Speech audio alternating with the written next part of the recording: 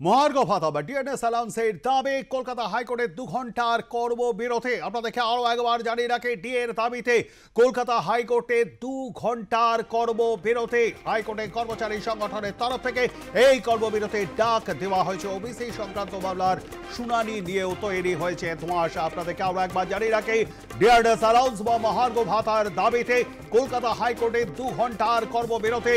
কলকাতা হাইকোর্টের কর্মচারী সংগঠনের তরফ থেকে এই 2 ঘন্টার কর্মবিরতির ডাক দেওয়া হয়েছে ডিএর দাবিতে। অপরদিকে ওবিসি সংক্রান্ত এই মামলা শুনানি নিয়েও কিন্তু তৈরি হয়েছে ধোঁয়াশা।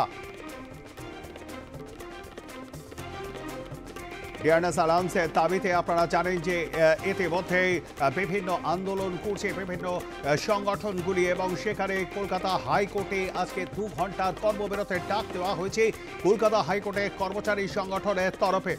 আমাদের সঙ্গে রয়েছেন আমাদের প্রতিনিধি ষষ্ঠী চট্টোপাধ্যায়। ষষ্ঠীকে আপডেট কম আছে ডিএর দাবিতে কলকাতা হাইকোর্টের 2 ঘন্টার কর্মবিরতি, এদিকে মামলার শুনানি নিয়েও তৈরি হয়েছে ধোঁয়াশা।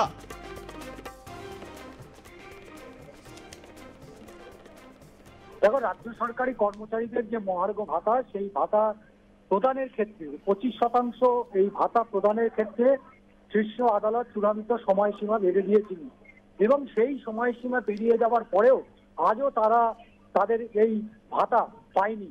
এবং ইতিমধ্যেই এই সুপ্রিম কোর্টের যে নির্দেশ, সেই নির্দেশের পরিপ্রেক্ষিতে যেহেতু রাজ্য সরকার সেটা কমপ্লাই করেনি এবং সেই নির্দেশ মানেনি, সেই কারণে ইতিমধ্যে সুপ্রিম কোর্টের নোটিশ দেওয়া হয়েছে এই আদালত অবমাননার মামলায়। এবং তার পাশাপাশি রাজ্য সরকারি কর্মচারীরা, বিশেষ করে কলকাতা হাইকোর্ট রাজ্যের শীর্ষ আদালত, সেই আদালতের যারা সরকারি কর্মচারী রয়েছেন তারা যেহেতু সময়সীমার মধ্যে দিয়ে পাননি, তাই তারা আজকে 2 ঘন্টার কর্মবিরতির ডাক দিয়েছে। এবং দুপুর 1:15 থেকেই মূলত তাদের এই কর্মবিরতি শুরু হবে, এবং বিকেল 3:30 পর্যন্ত এই সময়ের তাদের কর্মবিরতি থাকলেও অত্যন্ত গুরুত্বপূর্ণ যে মামলা, অর্থাৎ যে ওবিসি নিয়ে, ওবিসি এ এবং ওবিসি বি ক্যাটাগরি নিয়ে ইতিমধ্যেই রাজ্য রাজনীতি সরগরম হয়ে উঠেছে, সেই ওবিসি সার্টিফিকেট সংক্রান্ত মামলা, যা বিচারপতি তপব্রত চক্রবর্তী এবং বিচারপতি যে ডিভিশন বেঞ্চ, সেই বেঞ্চে শুনানি হওয়ার কথা।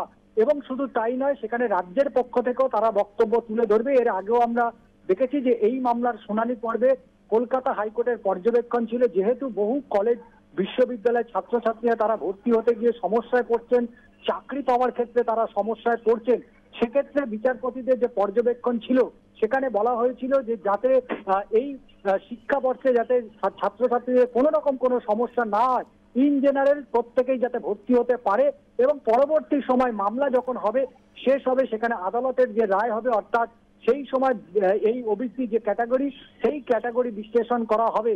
তবে সেই গুরুত্বপূর্ণ মামলা আজকে শুনানি হওয়ার ক্ষেত্রে কিন্তু একটা সংশয় তৈরি হয়েছে, তার কারণ যেহেতু কোর্টের যারা অফিসার রয়েছেন তারাও সরকারি কর্মচারী, ফলে তাদের যে কর্মবিরতি, সেই কর্মবিরতির জেরেই মূলত এই ওবিসি মামলা বড়সড় ধাক্কা খেতে পারে।